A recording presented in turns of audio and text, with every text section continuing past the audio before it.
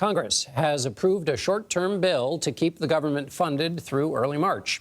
In the House, 106 Republicans opposed the measure, meaning Democrats had to step in to get it passed.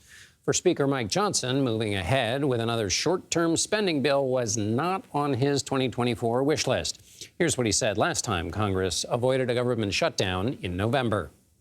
The House Republican Conference is committed to never being in this situation again. I'm done with short-term CRs. We're resolved. In the beginning of this next year, we'll be walking and chewing gum at the same time. We're going to get the appropriations process running on time as it's supposed to be under law.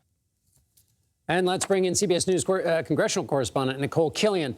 So what happened with Speaker Johnson, Nikole? Was it basically just reality arrived?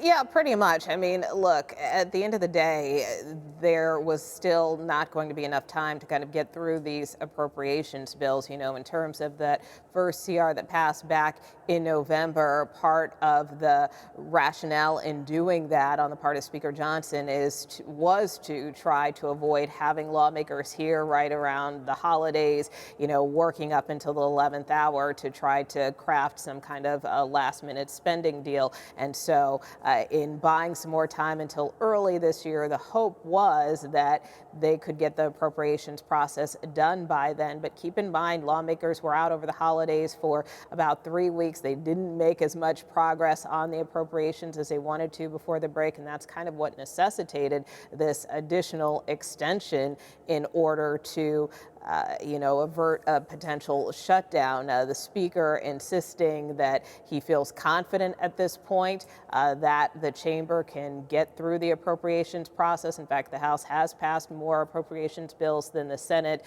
but the bottom line and the reality was they just weren't going to be able to meet this first threshold of January 19th.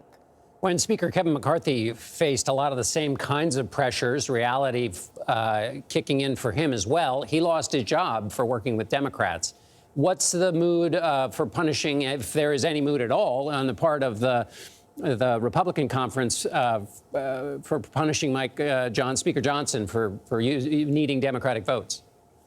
Well, in effect, as he approaches his first 100 days in office, you could probably say the honeymoon is over or close to over. I mean, you know, certainly after he was elected, members gave him a little bit of a grace period to kind of get his footing. But there has been increasingly concerns among members of his far-right flank, particularly members of the House Freedom Caucus, who not only opposed this latest CR measure, but who, again, don't agree with kind of maintaining the status quo in their view. And so there have been a few members, for instance, Congresswoman Marjorie Taylor Greene from Georgia, who has suggested potentially invoking the motion to vacate against Speaker Johnson, although he says for now he's not concerned about the fate of his job.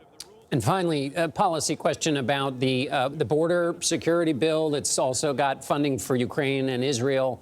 The president had congressional leaders over to the White House. Where does negotiations stand on that? Well, there is hope that there is some momentum for this process, that perhaps this supplemental bill could be considered in the Senate as soon as next week. Leader Mitch McConnell indicated it was possible it could come to the floor by then. Leader Schumer also indicated in his most recent floor remarks that a lot of progress has been made in these negotiations and that the negotiators in the Senate are very, very close. They're just kind of ironing out some differences. So it's certainly possible it could reach the floor as soon as next week. The bigger issue is if there is some type of deal, and again, this would be around the border in order to move forward with this supplemental package. The bigger question is what happens to it in the House. Speaker Johnson has kind of indicated it could potentially be dead on arrival based on some of the details he's heard about it. At the same time, though, he was part of those discussions with the White House. Many of the leaders say that he did express support for Ukraine, although he continues to have questions about the end game. So it's really a matter of whether the House will try to move the supplemental package forward if the Senate does. Nikole Killion for us on Capitol Hill. Thanks so much, Nikole. You bet.